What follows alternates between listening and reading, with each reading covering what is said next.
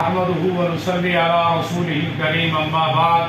فاعوذ بالله من الشيطان الرجيم بسم الله الرحمن الرحيم قال النبي صلى الله عليه وسلم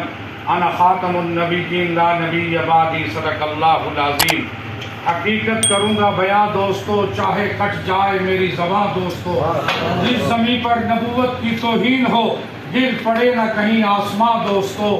بدل دیں گے وہ حکمراں، بدل دیں گے حکمراں وہ دوستو جو دین کو بدل دیتے ہیں۔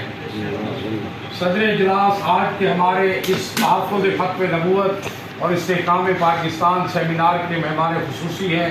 حضرت علامہ قاری محمود احمد قاسمی صاحب تشریف لائے۔ ہماری دعوت پر ہم ان کا شکریہ بھی ادا کرتے ہیں، اور آج اس میزبانی کے فرائض ماشاءاللہ آپ کے سامنے کھڑے ہوئے ہیں۔ ہمیشہ حق ادا کیا خدمت کا محترم جناب ندیم قریشی صاحب، ہمارا ان کے ساتھ ایک دورانیہ ہے میرا، صحافت کا تعلق ہو، ختم نبوت کی تحریک ہو، راجن پور کے حقوق کے حوالے سے جناب والا تحریک کے ہمیشہ ندیم قریشی نے حرام الدستے کا کردار ادا کیا۔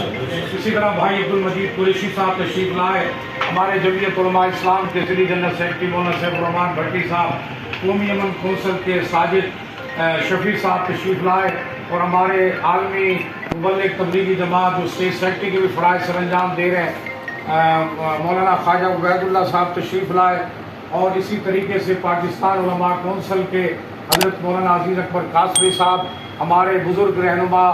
اور یہ صحافت کے استاد اور حق اور ہمیشہ حق و صداقت لکھنے والے۔ آپ کو بتاؤں ایک دور میں شاہد جاوید یہاں ڈی پی او آیا تھا، قادیانی تھا،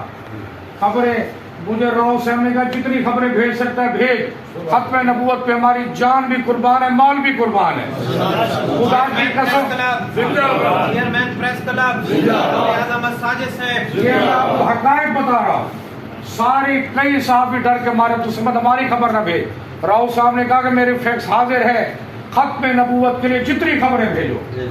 الحمدللہ میڈیا کے تعاون سے اور راؤ ریاض ساجد کی خبریں کے تعاون سے شاہد جاوید کو ضلع راجن پور چھوڑنا پڑا۔ ہم آج راؤ ریاض صاحب کو بھی اس ختم نبوت کے سیمینار میں تشریف لانے پر خوش آمدید کہتے ہیں۔ محترم جناب مولا بخش صاحب